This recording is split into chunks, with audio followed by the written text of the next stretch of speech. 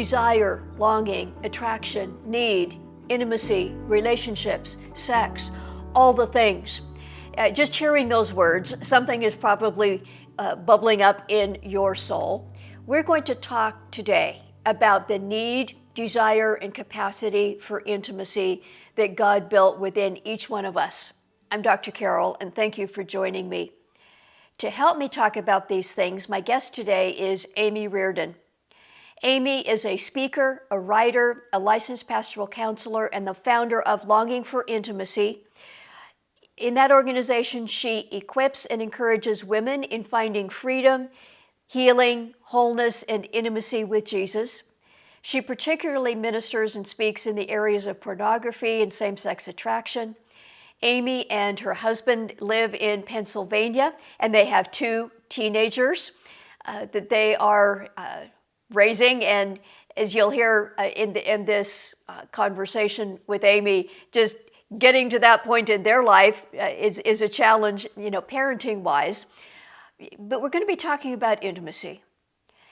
In this episode, you'll hear just a couple little audio clips, a phone and some kind of breaks in the audio a time or two. But I believe that this will still be easy to understand and very fascinating and encouraging for you. So here's Amy Riordan. Amy Riordan, it is a real pleasure to have you on the program today. I've been looking forward to this conversation. We're going to talk about some things that I know some people may think are hard to talk about, but talking about them is important, and you have been for a number of years now. I just want to thank you for going there and being here today, helping us talk through your story and some of the challenges that I think can help other people with. Yes, thank you so much, Dr. Carol. I appreciate being on here.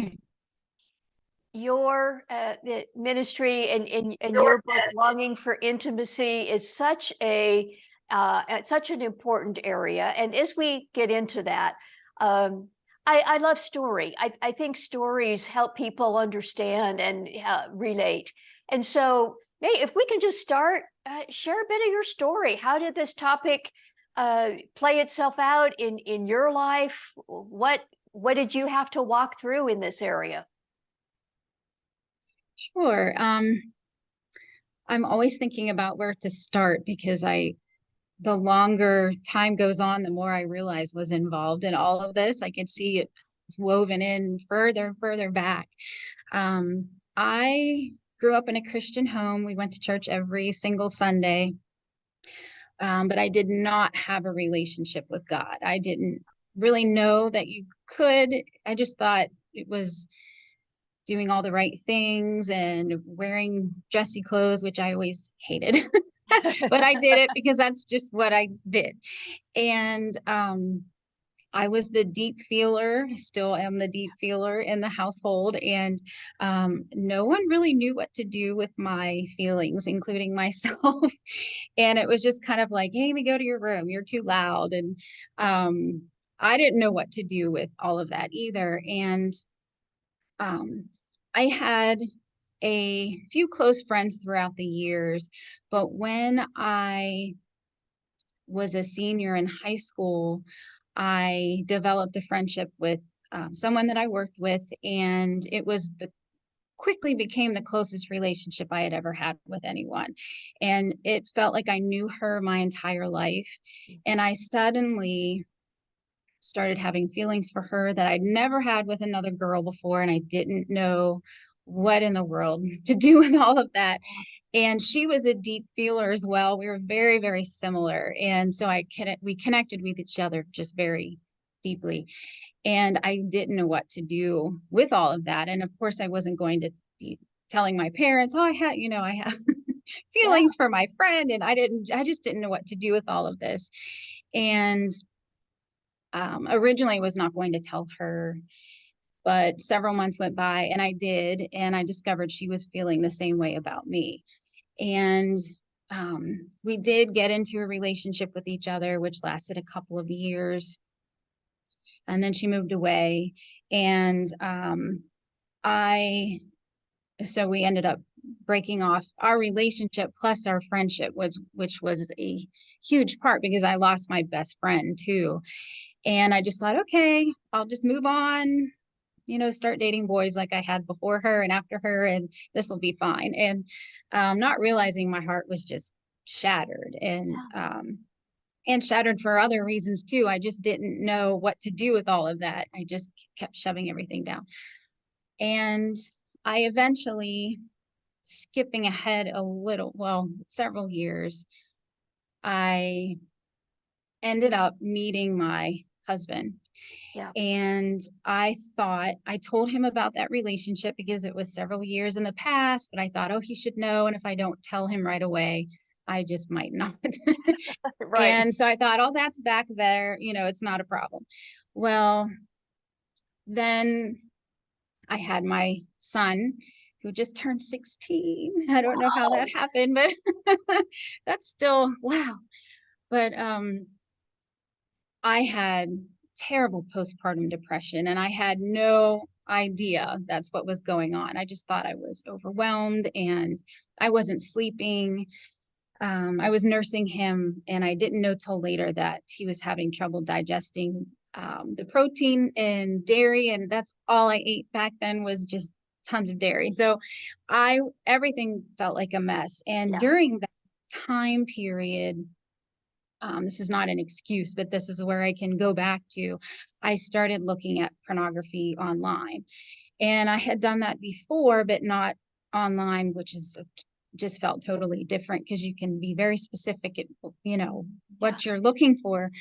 And my husband and I were leadership in our church at the time. And here I am, a new mom. And I'm thinking, what have I done? And in the past, I had looked at pornography and just was able to stop. And this time it was very, very different. And I was looking at lesbian porn.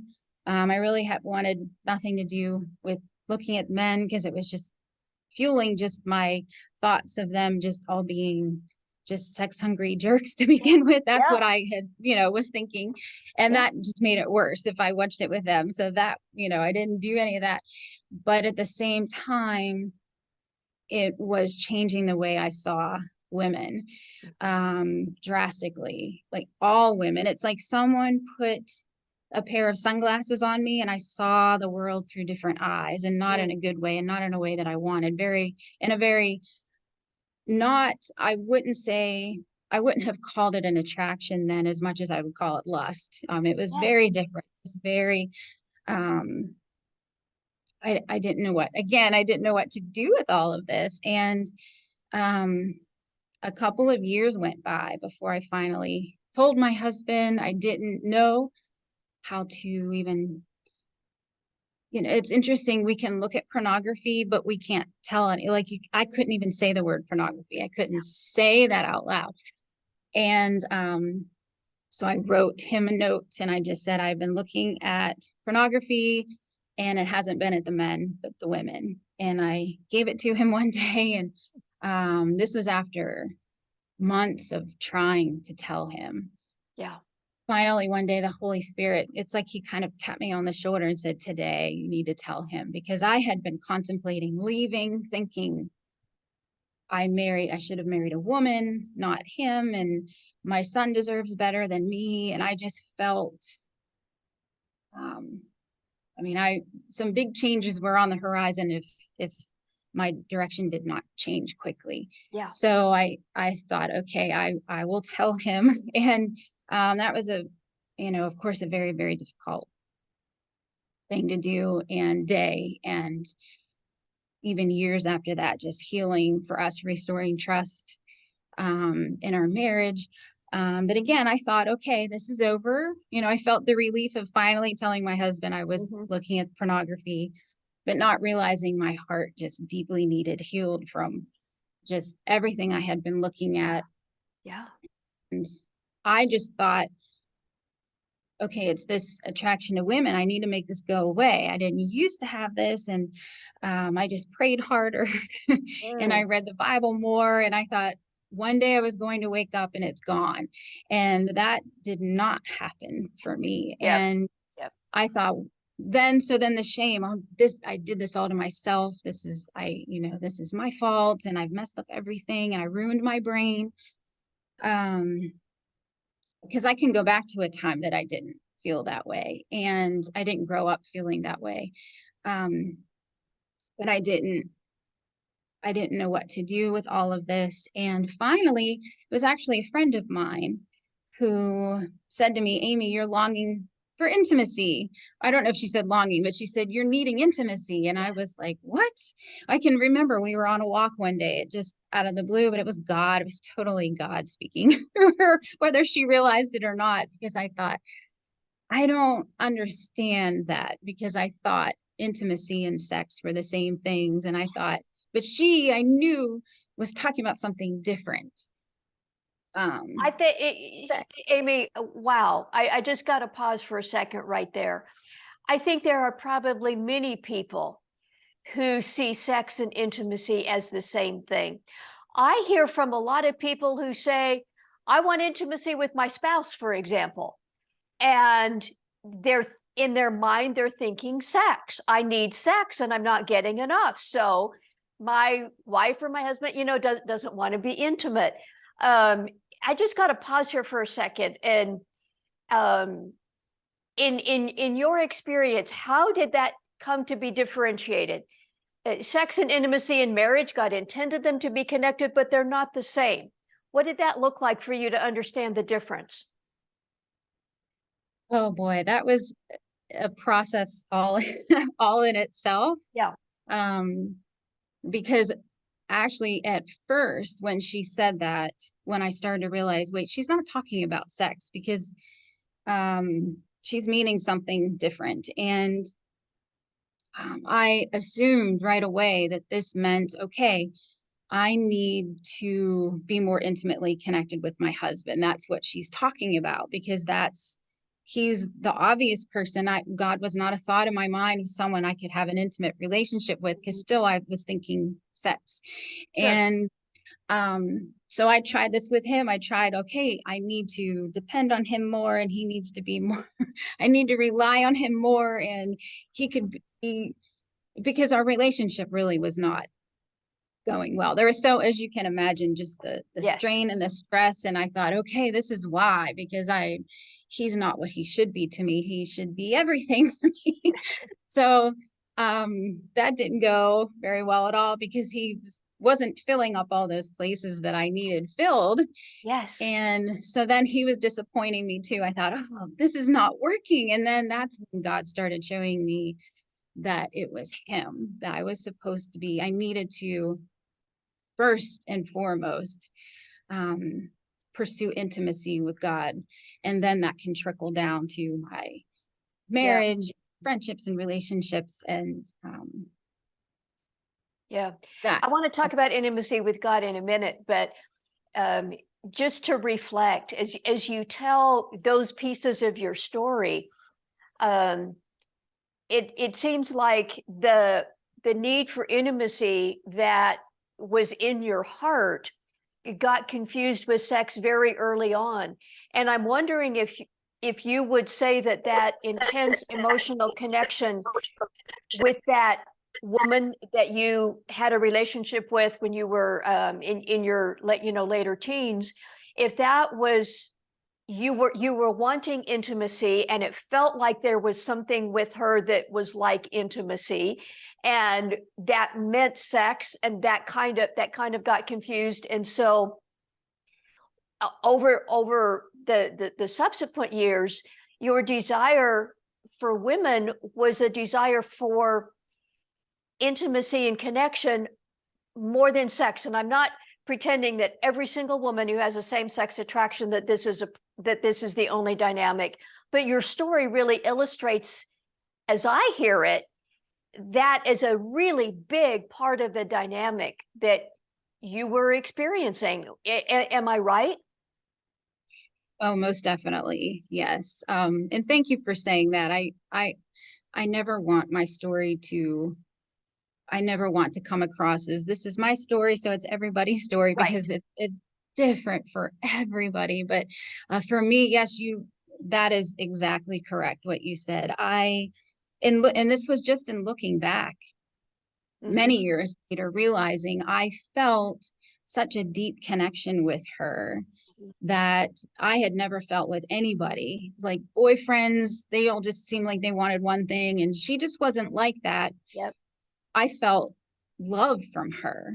And Hmm. I thought, oh, I'm not used to this. Like I'm Yes. used to being pressured into things. And there was none of that. And I felt the same way towards her. And I didn't know, like I just felt this intense connection, and I thought, well, the only other thing left, or the only place to go with this, is sex. Like I just Right. didn't know, like it felt like, okay, is the next step to take. I didn't know what else to do with it.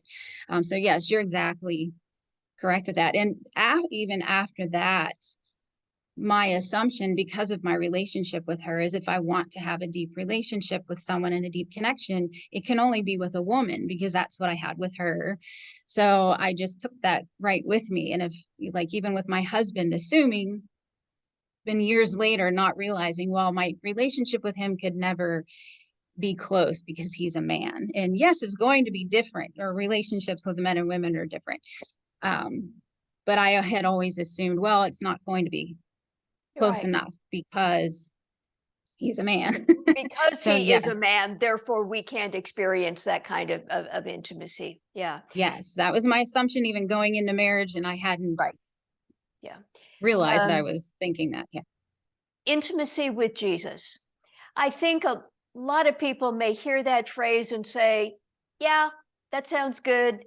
But, I need God with skin on, or intimacy with Jesus isn't going to really fix anything, or it doesn't feel the same. And, he doesn't feel like he's there. I talk to him and I don't get any response. How did you learn about intimacy with Jesus? What did that look like? Well, I had felt the same way Yeah, yeah.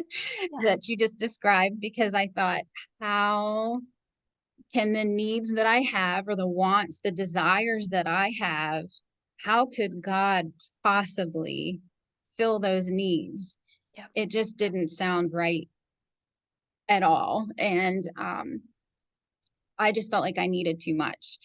And I needed different needs that, maybe this woman over here, sure, whatever, but I clearly need something different. And so I started learning how to even just share with him what was on my heart. I had never really done that. I had so much shame, even in just feeling some of the things that I felt, and just sharing with him, like the attraction to women, Mhm. even later removing lust, because that's different from attraction. They can be the same, they can be together, but just even later, and realizing, huh, God God's not like striking me down for saying this. And he doesn't really seem like, actually, when he started healing my heart with all this, I thought it would be there. And he didn't seem interested in that at all. It Okay. was, Amy, what about the anger in your heart? Let's look at that at all, all of these people that you've been holding grudges against. And I'm like,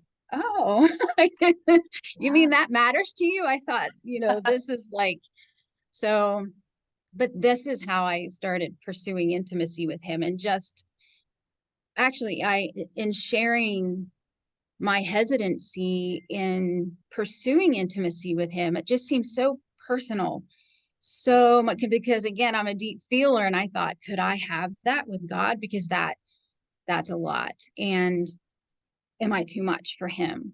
Do Yeah. I need too much? And the first time I ever practiced this, I don't know what else to call it, demonstrated this or tried this, was I wrote down, because I love to write, that's how I process everything. I wrote down kind of a letter to him, and then I decided I want to read this out loud. And I couldn't make the words come out, but something told me I need to hear myself say these things. But I didn't know how, so I turned on my hair dryer, which I always share this because it just sounds so funny now, but I'm so thankful that I did that. But I turned on my hair dryer and I read it out loud, so I could barely hear myself, because that is the only thing I can do to make myself say those words without kind of hearing myself, knowing I'm saying it, but that's where I started in realizing, okay, this is okay. I just told God, and so it started going to even my temptations, being able to say, God, I'm really tempted to look at porn today, or I spent the whole afternoon fantasizing about this person or scenario, and please forgive me, and realizing he's not angry with me for saying that and coming to him to confess these things. He wants me to do that. And my relationship with him grew so much closer, going to him. And I had never experienced that before. Like I said, the household I grew up in, no one knew what to do with all my feelings, and I didn't either. But God, he's not like that. I'm still, I bring things to him that I think, you know, gosh, am I saying this out loud? But it's so much easier now, realizing he wants that relationship with me. And I know a lot of people can hear intimacy with God, like you were starting to say, and think, well, it doesn't really sound like much. And I always tell people, if it sounds like something written on a coffee mug, intimacy with God, or some cute little picture on the wall, that's not what I'm talking about. It's something that I have. I mean, there's been so many other things that have happened in my life, as happens with all of us, that has just carried me through so many things. In walking through one of the toughest parts of my life that we just talked about now, has helped me in so many different areas of my life. It seems like, Amy, that you're feeling like nobody knew what to do with my deep feelings, including me. That you learned what you do with those feelings is you can bring them to God, that he does know what to do with them. You don't have to try and keep that hidden. Yes, yes. That has been invaluable to me. There's not even a word big enough for that. Just like I said, even now, because I'm still a deep feeler. And Yes. have things happen in my life that I'm like, man, no one understands me. And I guess that's always my red flag, that I'm always watching out for. If I start to feel like nobody understands me, absolutely nobody, I am alone, I feel this deep pit of emptiness, and I Yes. realize, oh, I need to turn to him, because I'm yes, we all go through things and feel things, but that when I'm feeling that depth of whatever I'm going through, I realize, okay, Jesus, let me turn back to you again. And yes, I still have to work through all this, but for me, that's how I always know, okay, I'm focusing too much on something else or Out. somebody else to fill me up or whatever. I would love now, Amy, to talk for a minute about how your experience of intimacy with Jesus has impacted your relationships with others, with your husband in marriage, and then, perhaps with friends. Um, it, it sounds like, as I heard your story, that for the longest time you were always seeking to get something from others, from boyfriends in high school, and then this intense relationship with this woman, then with your husband, that they were supposed to fill you up, and of course they never did.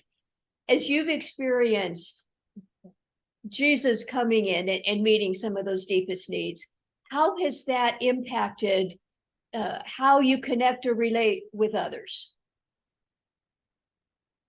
Oh, that's such a good question. You asked such great questions. um, it has made really a difference in everything. And as a mom as well, I'm realizing, with my husband, I know now that he can't fulfill me. That's not his job. I can't fulfill him. And just even knowing that when I feel disappointed, Yeah. because it's going to happen, just like I disappoint him. When I feel disappointed, that's where I used to go. It automatically, like, oh, I should be with a woman, and realizing, no, that even if my temptations went another way and I think, oh, it should be with another man. Like, no, no, no, no. It doesn't mean that. And realizing, okay, God, what am I needing and how can you fill this area in my life? What am I needing? And it might even be to talk to a friend. It's not always like something super spiritual. I don't know how else to word that, um, but go knowing that God is the one who can ultimately fill the deepest places Yeah. in my heart. And with friendships, now I can have deeper friendships Mhm. because after that relationship I had, I was very hesitant to form deep relationships. And because I was afraid of feeling something I didn't want to feel, or just going down this whole rabbit trail in my mind with someone that I wanted to be friends with. And um, having this intimacy with him and knowing he's the one who fills my deepest needs, um, and that it's not something another person can do. It's very easy when I feel, it's much easier when I feel, again, disappointed, or, Yeah. we just, even with the last couple of years, I have felt very isolated from people. I know that that is very, very, very common. And just realizing, okay, I feel lonely, and what can I do? Yes, I'm going to go to God, but um, what do I do with this? And just realizing I can be safe in building friendships with people and just keep going to God. Okay, God, is everything, when my relationship with him is as it needs to be, and I'm looking to him to fulfill me, everything else just goes so much better.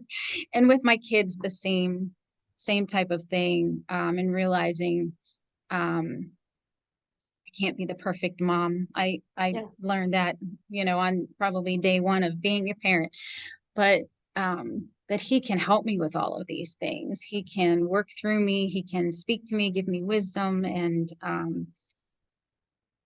he's the one I can go to. And if I'm having a really, really hard day, he's the one who will understand me and Yes. can give me wisdom on what to do, where to go, or just cool down and just wait till I just calm down a little bit. Yeah. So, Yeah. Um, in your relationship with your husband in particular, now that you are not looking to him to fill up those deepest places, and we're all human, you're human, he's human, I am, have you been able to have moments that you would call intimacy with him, even though it's not filling up those deepest places? But has there been goodness there that what your soul has now experienced from God has allowed you perhaps to receive that you weren't receiving before, or maybe be the invitation to him in some way? Has there been any dimension of intimacy in your marriage that this has allowed you to experience? oh, yes. And that has been, I would have to say, the last relationship I have seen that in, because I was the most guarded with him. Okay. Yes. And as God started showing me, I mean, honestly, I still do this because I'm realizing there are ways that my husband, can act or say, and he doesn't mean, I think a lot of us can relate to this for all sorts of reasons. To me, in my mind, I can believe the lie, well, he doesn't care about me if he's saying that, or on his phone all night, not paying any attention to me whatsoever, because he travels, he's gone a lot as it is. So I'm like, oh, you're here now, and hello, Yeah. and me realizing, and just even God showing me lies that I have believed, even just about him because he's a man, and realizing, well, that's not necessarily true. I believed that long before him. And just, I prayed, God, show me how Kevin loves me. Show me his heart for me. That's Um, which has made a big difference because I see things that, like, our love languages are very, very different. And so for me, it's quality time. That is not his. Mhm. And I'm seeing ways that he cares for me that I wasn't recognizing before. And that helps me feel closer to him. And then he feels closer to me as well because Sure. I'm not so on guard. For years, he said, Amy, you're angry with me. And I'm like, no, I'm not. And I really didn't think I was, but I was very guarded, is Yeah. my guarding my heart from being hurt. Yeah. So it's helped both of us, which has helped with the intimacy, just step by step along the way. And it's still, we're still working on that. Yeah. So, I think it's a lifelong pursuit. I do. Both our connection with others and our connection with God. What would you say, Amy, to somebody who finds themselves perhaps where you were some years ago? Maybe they're hooked on porn and know that's not okay, but they feel stuck on porn because they're not getting it from anywhere else, no intimacy or sex or whatever. Maybe they're struggling with same-sex attraction, and they're just, part of them isn't comfortable with that, but the shame of it, and they're stuck in all that swirling mess. What would you say to somebody who finds themselves there? oh, first of all, you are not alone.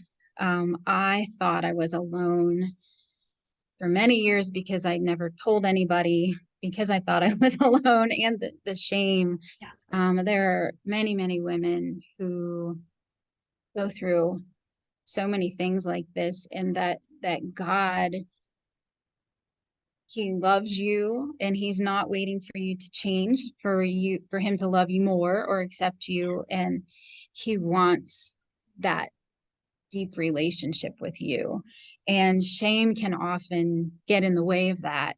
Um, when we're afraid of someone or feeling shameful, it's very, very hard to get close to them, to show ourselves to them. And God can reveal um, just even the roots of the shame, because it doesn't even necessarily have to be sexual. It can be anything. And a lot of, and you I'm sure know this, Dr. Carol, like any kind of sexual addiction, anything like that isn't necessarily about sex at all. Right. Really shocked me when I found out. I was like, what? Yes, it does, but no. Right. There's so many other things involved, and God can help you. Anyone who's going through this, they can help you through it. God can help you, and He's a very patient and loving God. And one thing I learned to pray is, God, show me how you see me. Yes. Because I was much harder on myself than God was. And no, he didn't want me doing certain things, but he saw me once I started to see how he saw me. It's much easier to not do these things that I kept falling into, because I thought, oh, that's not who I am. Yeah. Not just be flogging myself all the time and so hard on myself, which I know a lot of women who get trapped in pornography um, are very, very hard on themselves. And the ones you would never think would be doing this. So it Exactly. can be even harder to speak up, because people, it's like, I didn't know who to tell, thinking they'd be like, wait, what? And because, no one would have been like, oh, I thought, I was kind of wondering, because I knew no one would have any idea. And that can make it harder. But God is so approachable, Yes. um, and can walk you through all that, even finding someone to talk to, because he just loves you so much. That's what I would tell somebody. That's good. That's really good, Amy. I'm glad you've acknowledged that coming to God does change things in your heart, and that you can. Um, thank you also for acknowledging a minute ago that it was hard to come to God at first. It felt that you felt reluctance there, and you did it anyway. I'm sure some of the people listening or watching us feel that reluctance to bring it to God, and I'm glad for your encouragement there. And then that you at the same time also say you do need somebody. There are other people, and you do need human beings, to connect with, and that doesn't negate intimacy with God as priority, but you also need that connection with people, that it's not easy. It may be messy, but yeah, it's worth it. And that God will help you in finding that connection or those connections also. Yes. And I did want to mention there was a woman at my church who I ended up talking to. Um, she was the first one, and I was always looking in my mind for someone who dealt with these things, thinking, well, I could never tell anyone unless I knew they had looked at pornography or been attracted to other women, but I just wasn't finding it. The Yeah. conversation just wasn't coming up. And this woman has never been through any of those things, but I did know some of her story, and it was a very tough story. And she's been very vulnerable and sharing. And I thought, okay, I think she's a safe person for me to talk to because she's not going to brush me off or lead me in the wrong direction here. She's been through some tough things. So I trusted her more, which was just a little bit at a time. I just Yep. told her some, and I thought, well, we'll see how this goes, and if I ever talk to her again, or if she Yep. avoids me. But it went well, and she, approached me and said, "Hi, Amy, when do you want to talk again?" And I Mhm. thought, oh wow, I didn't scare her away, and now she's a close friend of mine. Or this is many years later. She's a friend of mine. She was actually a counselor, then my mentor, and now a friend. And um, which is amazing to me. So the the the person that you talk to doesn't necessarily have to have been through this at all. Just a compassionate person who loves God and is trustworthy. It's amazing the heart that people can have for That's other women. And if you haven't been through that, yes. Yeah. Thank you for unpacking that, because I know that's a place people struggle. Who do I tell my story to? How, where? And just you sharing that piece. I'm so glad that we went there as well. Amy, you speak to other women who are wrestling with some of the things that you've experienced. You've got a website, you've actually written a book. Just a moment to maybe invite those who may be hearing us and want to connect with you more or find out more of what you are doing. Where can they connect with you? yes, I have my website is longingforintimacy.com. Which actually I forgot to mention to you, Dr. Carol, it might be changing soon. But I haven't announced that to anyone, but it will go straight there. If it's Okay. something different later, it's going to go straight there. Um, and I have um, my book, Longing for Intimacy, is on Amazon. I also wrote another book called All of You that's more about the pornography use end of things, and not just the same-sex attraction. That's on Amazon as well. And I'm on Instagram and Facebook. Okay. We will make sure all those links are available. If you're watching, those links are under this video. If you're listening, those links are in the show notes to this episode. Amy, this has been such a delight. Thank you for your story, your heart. I know that this has been an encouragement to many, and I pray many blessings to you in as your journey, what God continues to open for you to step into. Thank you so much. Thank you so much, Dr. Carol. This was so nice. I really appreciate your time. God bless you. You too. What a story, and what an encouragement. I want to encourage you to do two specific things in response. As Amy and I were finishing our conversation, she talked about finding somebody to tell her story to. It's both hard and important. I want to encourage you to do that. Prayerfully ask God who He would have you reach out to. And then approach that person and tell them a piece of your story. If they lean in and seem like they're safe, that may be one of your people. And go ahead and tell them more. Pursue that, even though it's so hard, but it's worth it. And then pursue intimacy with Jesus. It's possible you are anxious or afraid even of talking with Jesus about some of these things. But Jesus wants to hear from you. He said, there is nobody who comes to me who I will cast away. He is inviting you to share the messiest parts of you with him. Do that. Underneath this video, you'll see links to Amy Riordan's website, her books, her social media.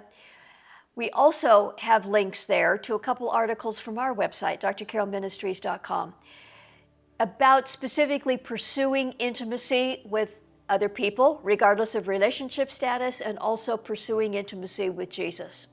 So check that out. And I would love to hear from you. You can leave a comment under this video.